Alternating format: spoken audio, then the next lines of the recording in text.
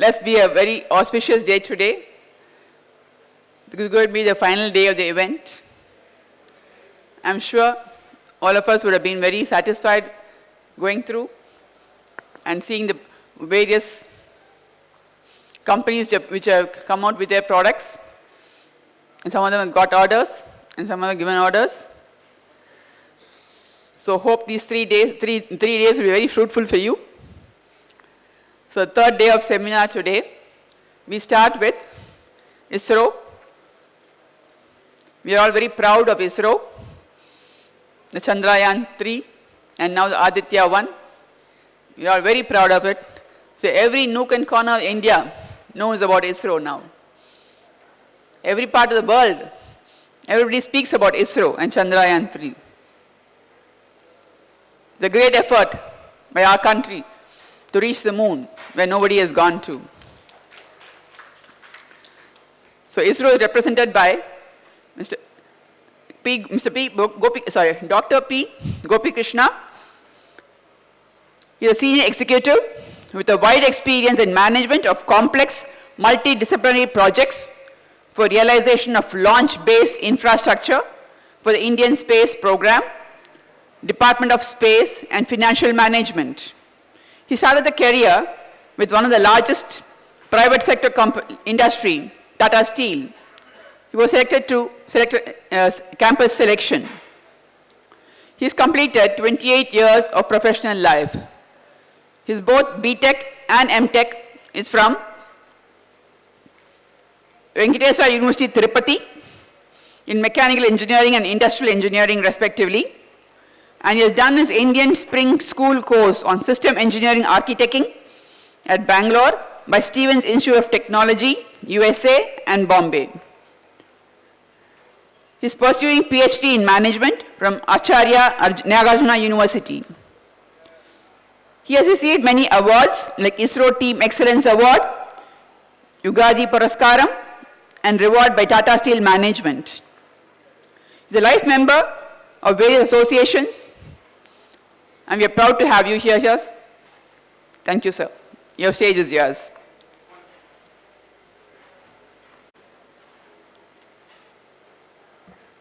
On behalf of Swatantra Foundation, we would like to honor ISRO for the great success of Chandrayaan-3.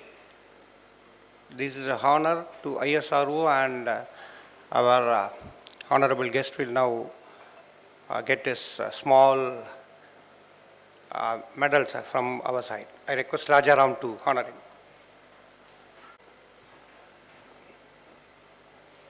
This is an honor on behalf of the citizens of India.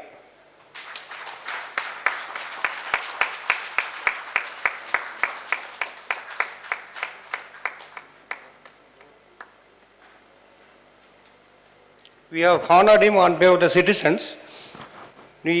From the Swatantra Foundation side, we have Mr. Krishnan, former ISRO scientist. So on behalf of the scientific people, we would like to again honor ISRO.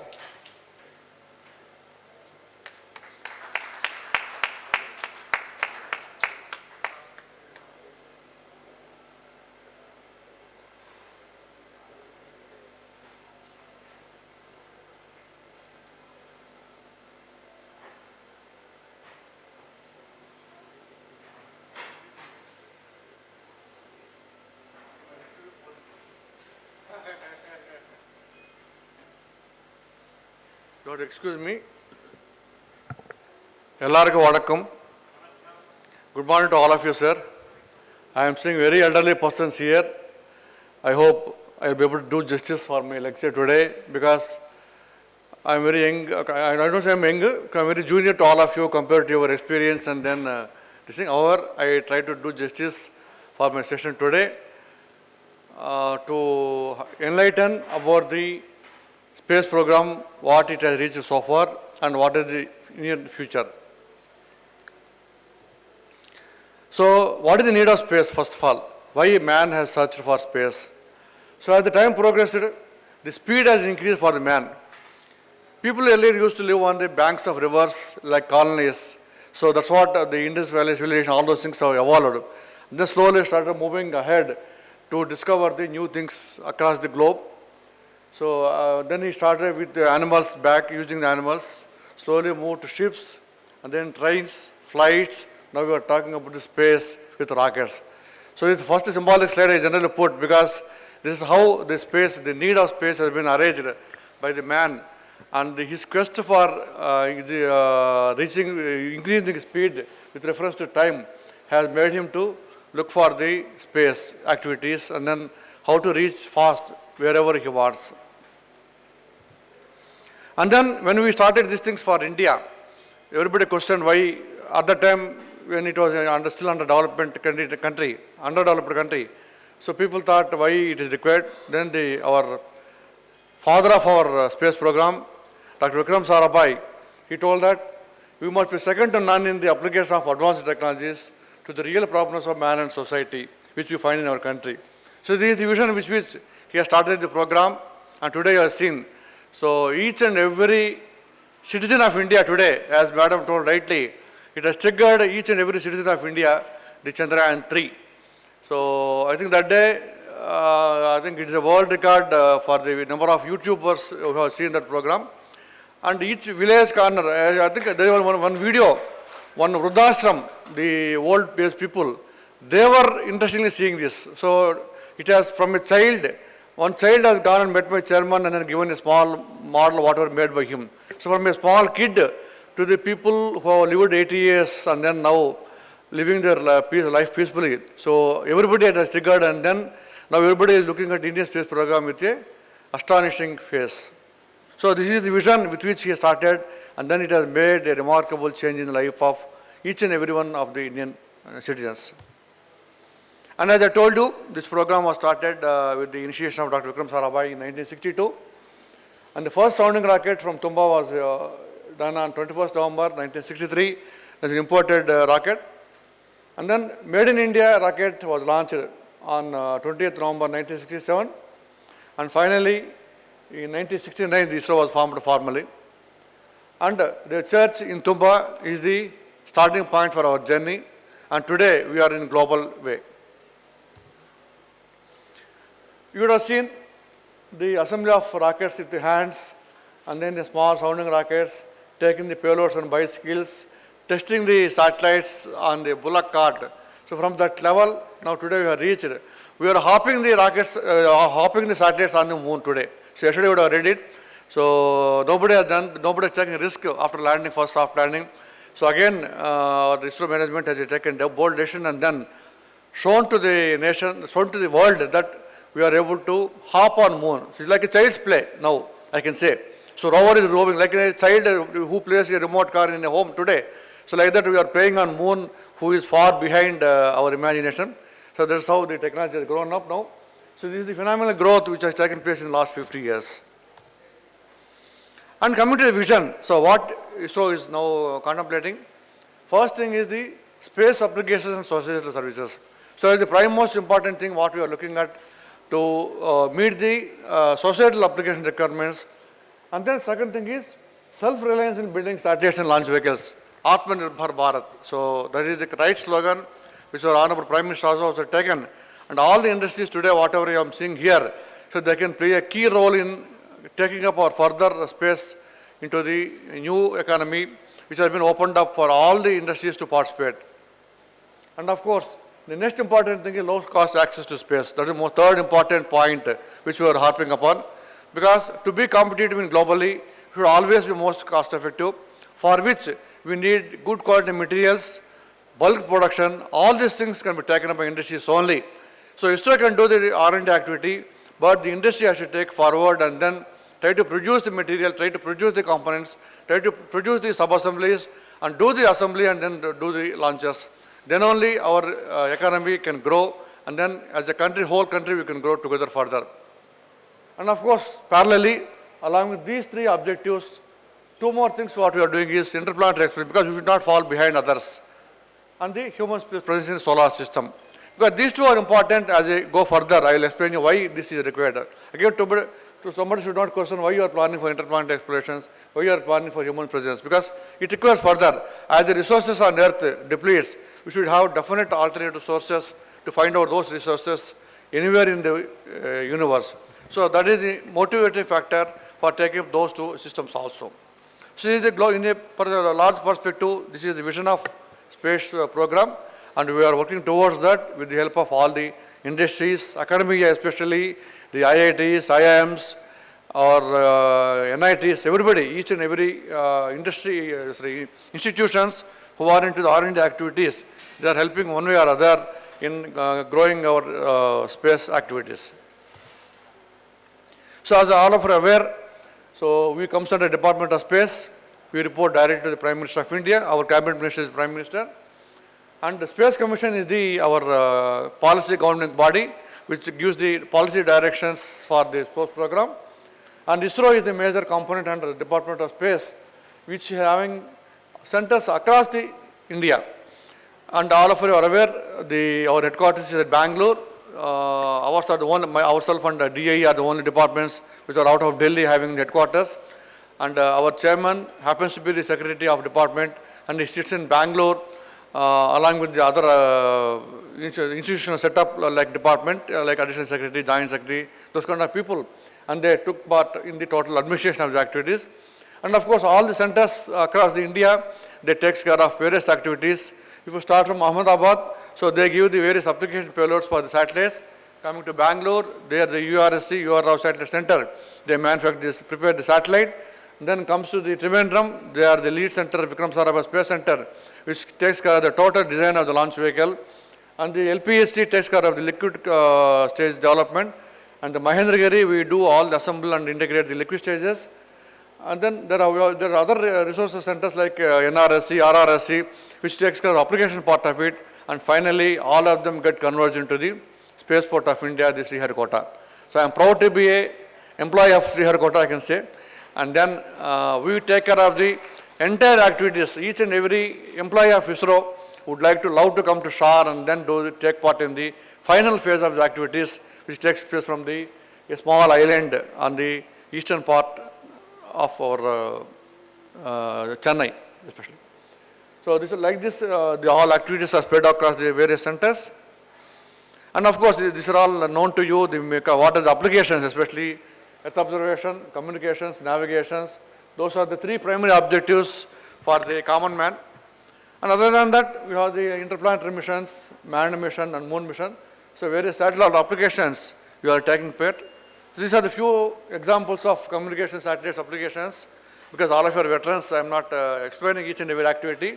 So like tele-education, radio broadcasting, telemedicine, direct to home. So any applications which requires terrestrial kind of links. So this takes care of the communication systems. Similarly, navigation, you are aware the Navic is being developed now. So we had launched the first set of satellites earlier. Now the second set of satellites like NVS-01, which was launched recently with indigenous atomic clock, it has now in the place. With the completion of the second set of constellation also, we are going to have our own positioning systems, dedicated positioning system for Indian applications, both strategic as well as the commercial purposes. Similarly, Earth observation, it has innumerable benefits for the land uses, water resource management, cartography, mapping, environmental monitoring, atmospheric research, everything. All the applications are there. So these are the various orbits in which we put the satellites. The low Earth orbit basically and the MEO orbits, they are basically used for the constellations on the Earth observations, and the GEO of course for all our communication requirements. And coming to put these satellites into the orbit, we need launch vehicles. So we made a small beginning and then almost we have done, I will say update the slide, we have done all the launch vehicles. So this is the summary now. Almost 94 missions are taken place from SHAR.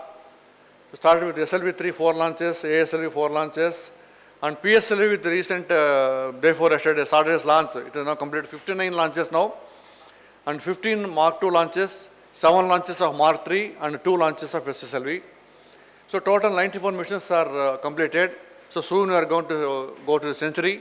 So maybe by end of another 6 months, I hope we are completing the 100th mission also, and India is going to celebrate in a big way. This is another nutshell. So with that number of launch vehicles, we done total 219 missions totally, that is 94 launches with 125 spacecrafts, and another 431 satellites of 14 different countries also we have done the launches. So I am more concentrated on launch vehicle side because I am from the launch vehicle community rather than satellites. So this is our journey. Right now we have the 3 operational launch vehicles. Sir, please don't take photos, sir. These are all confidential matters. So these are all the, first is ours is the PSLV vehicle. You are all aware this is called the workhorse of ISRO. It uses 4 stages, which is predominantly used for all the Earth observation satellites and the navigation satellites, which are meant for in the LEO and MEO operations. And this vehicle is such a wonderful vehicle. It has started its journey and then it will keep on continuing with various applications you can see.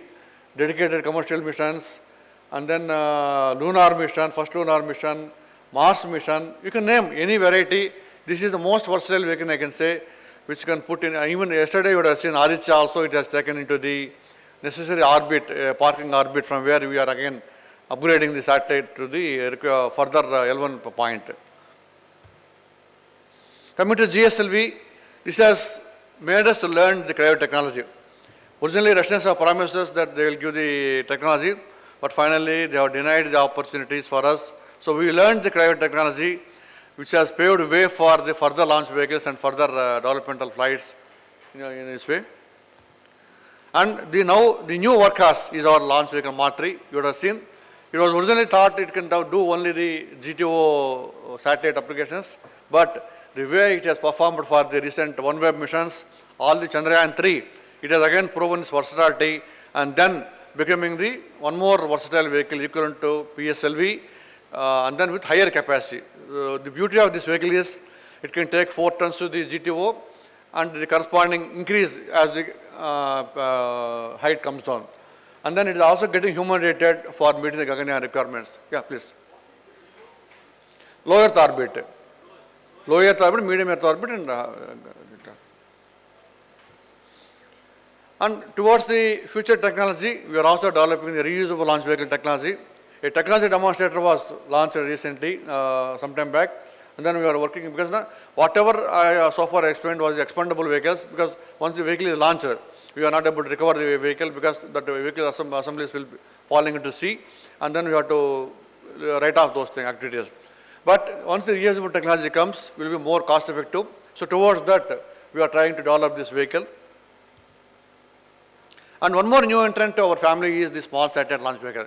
Now, with the low Earth orbit requirements of constellations for meeting the your internet capability, other commercial applications, people wanted to put small satellites into the low Earth orbit in multiple numbers. So for that, a ready-built launch vehicle, anytime come and assemble and launch within 5 days. So that is the concept in which this vehicle has been developed. You are aware 2 flights are completed now already. 3rd flight is in offing now. So with that, we are going to make it totally commercial. So any industry which is coming forward, they can buy the technology, develop it, and then launch, use their own for commercial purposes. So this is such kind of beautiful small agile launch vehicle what we are developing to meet the commercial requirements more of. This is the maiden flight I have shown you. In the future, so how we are going to path? So we want to increase the payload capability. That's why what we are doing is this GSLV Mark 3. We are trying to replace some of the stages with semi-cryo technology to increase that capability from 4 tons to 6 tons. Similarly, we are working on the next generation launch vehicles with new concepts and new propulsion technologies. It will be much more user friendly and also environmental friendly with much more capabilities of the launch satellites. And as I told you, we are working on the reusable launch vehicle technology.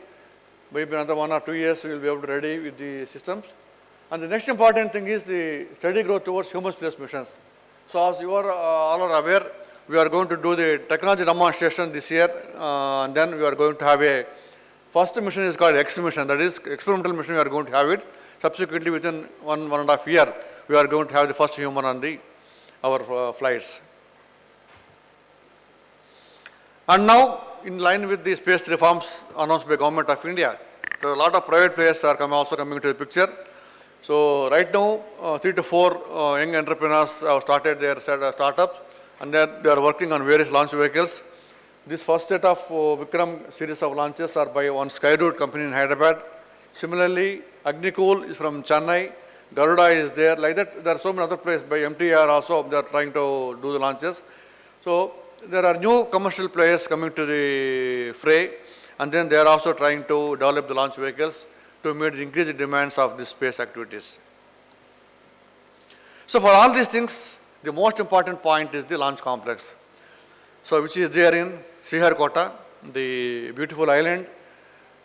You can see that is Sriharkota. One side we have the Bay of Bengal, the other side is surrounded by the Pulicat Lake. It is almost 80 kilometers from Chennai, from here approximately. And then this is the second best launch complex among all the launch complexes in the world, because it is very near to equator, as well as the Earth's rotation will aid for the relative velocity of the launch vehicle also. And really a free zone is available as the rocket takes off. A safety zone is required as well as long as the rocket goes into the sky. So that is also available. That's why this site, such a beautiful site has been chosen by our Dr. Vikram Sarabhai and other pioneers, and they have made the systems ready at that area. With a small, it has made a small beginning with SLV launches, and now today it is having a world-class second launch complex with, I can say now there are 5 assembly integration buildings are there with 2 launch complexes, and every 15 days right now we can do a launch subject to availability of the launch vehicle. So that is the capability which is really available at SHAR, and then we are able to perform the activities. So this is how the launch complexes are developed. We started with the modest SLV-3 launcher, and then ASLV, and then first launch complex and second launch complex, which can meet all the requirements. This is parallel, there is one more small sounding rocket complex is there, which is used for launching the sounding rockets, mostly for technology demonstrations as well as the atmospheric studies. So this is the view of the first launch pad. Most of you would have seen in TVs or somewhere we have visited the SHAR also. So in which that blue tower is called mobile service tower, which is used to assemble the whole rocket which comes from various parts of this thing, and then gets assembled. Now this has been now further added with one more assembly bay to increase the launch throughput from this launch complex. Similarly, the second launch pad, I told you, with 3 assembly buildings and then a launch pad, this can meet all the PSLV, GSLV, Mark III, and then future launch vehicles of ISRO. This is the glimpse of satellite prepared facilities before they are assembled to launch vehicle. And these are the various range operation systems. Once the rocket takes off, we have to track the launch vehicle. These are the systems available at SHAR. And other than the launch complex activities, we also do the solid motors production at Sriharkota. So all the solid motors of the launch vehicles are produced at SHAR. So we have the 2 beautiful production plants which can cater to all the launch vehicles, starting from a 12-ton motor to the 200 tons capacity motor. And again, that 200 tons motor is the second largest booster in the world. So we have such a kind of world-class facilities available to produce all the solid motors. And of course, to test these solid motors before they are put into flight, so we have a series of test facilities. Sorry, I am skipping. And then we are now getting ready for Gaganyaan. As I told you, the second launch pad is getting converted to meet the Gaganyaan requirements also. And practically we have made one more launch pad also ready. The designs are ready. Once the government gives go ahead, we will be ready to take it up the activities. And having said so far, so what are the other challenges and future potentials of space? The first thing is planetary missions. So what for these things? Again, question will come. So discover the new worlds and to search for life, whether it is available anywhere on the earth, this thing, and learn about our origins and prepare for future.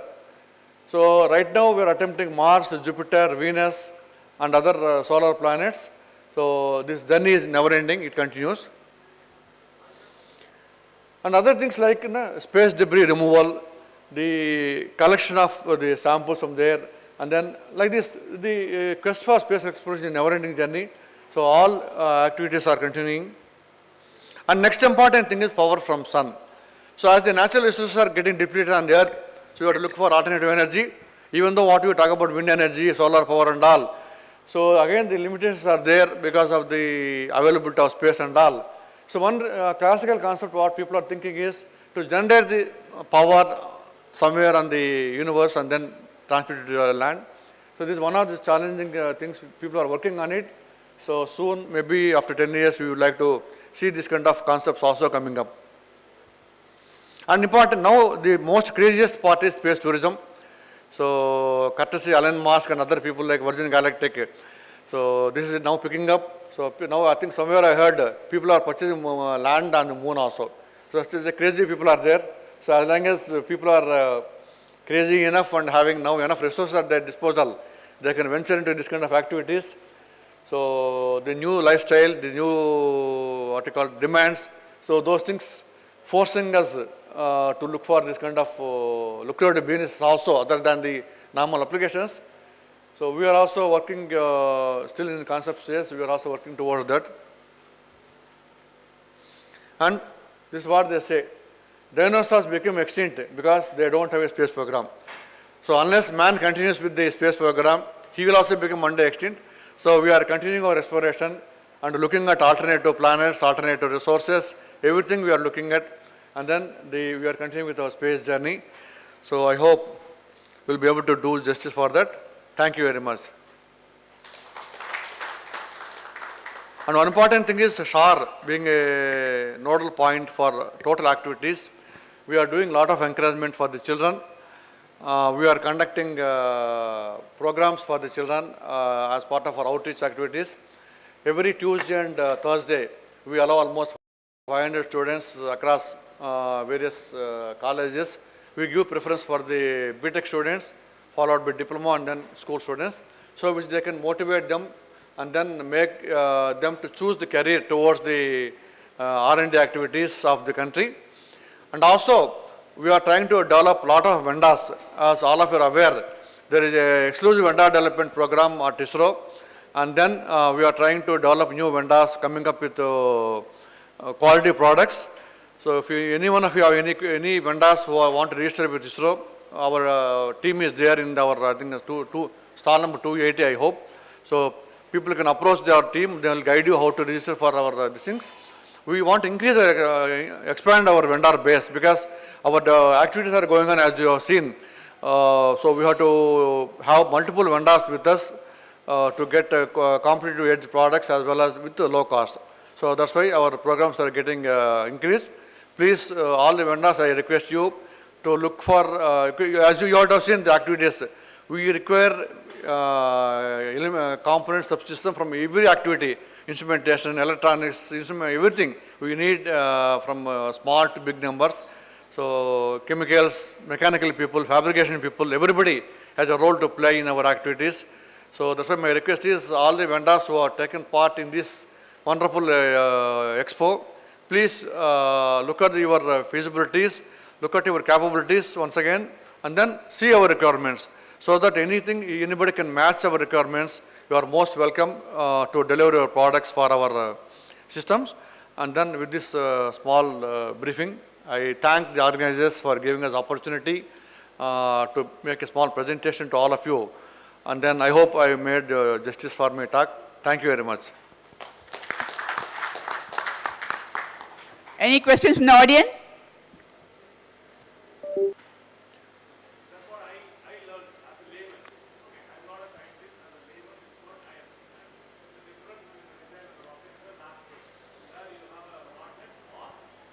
Satellite. So the advancements in ISRO, I believe the northern countries also have India. Okay. Officially, both are independent programs. Okay. Both have their own targets, their own approach of developing the systems, and the knowledge is common for everybody. So you see, defense people, what they will do for everybody, again, guidance, navigation, those are the important things. We also do the same guidance, navigation, and all this. So we have independent stream of development activities. Whenever a requirement is there to share activities, because that may be at appropriate forums, it may be getting exchanged. So we don't want to comment on that.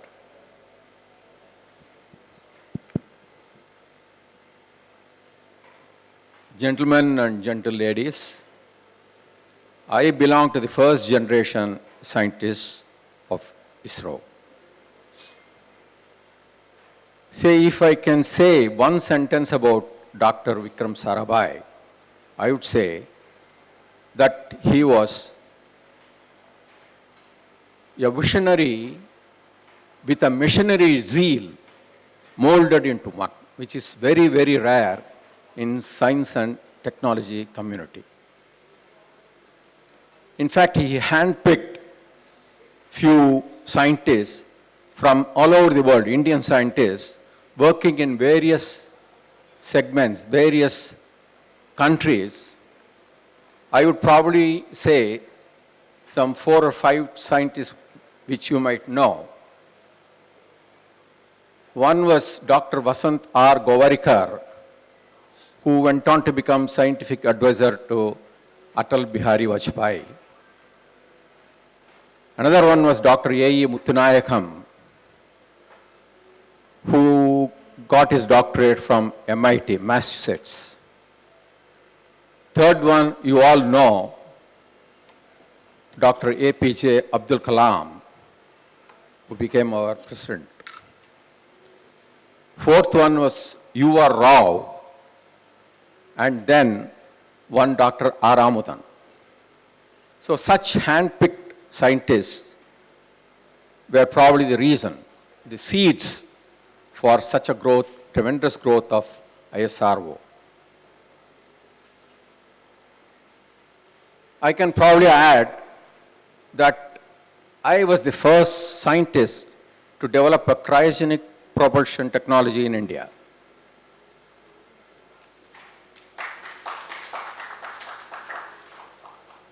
So, of course, we had multiple levels of research and technology in ISRO. And as the gentleman who gave a good talk, say my generation people were hesitant to use the word excellent, but my good is today's excellent. So you gave an excellent talk. And there is enough and more scope for SMEs, rather MSMEs, in space technology. So don't miss out the opportunity. Look out for, because all disciplines are represented in ISRO.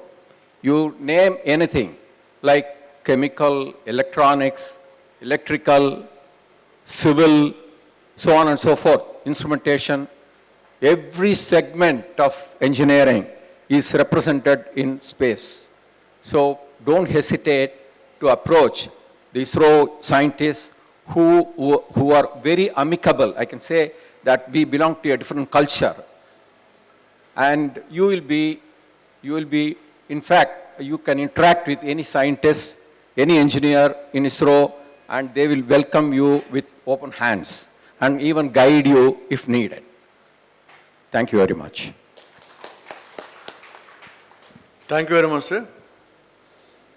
So with the permission of audience. Any other questions in the audience? Yeah. No, that depends upon the requirement. So the satellite weight is around 1400 kgs. So for that PhD is sufficient. Only 3 only, na? Not a big issue. No, with the GSD, I have put one more step above, which I already today done. Today morning 2:55, you would have heard it. So it is already there in the, I will tell you exact number. It is there already above that GSD capability. So we want always to optimize the cost. So with the low cost, we want to do. As somebody told, na, it is 6 rupees per kilometer you are done to moon. So same is our philosophy. We don't want to misuse any of the things. Okay? Thank you so much for the patient listening.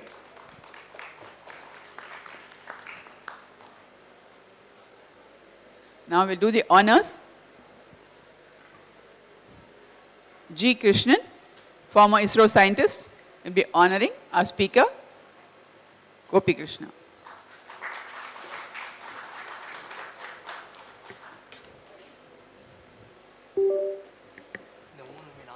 It was a wonderful lecture, sir. We had a very good explanation of all the details of your programs. We were all enlightened and very happy to listen to you, sir. Thank you.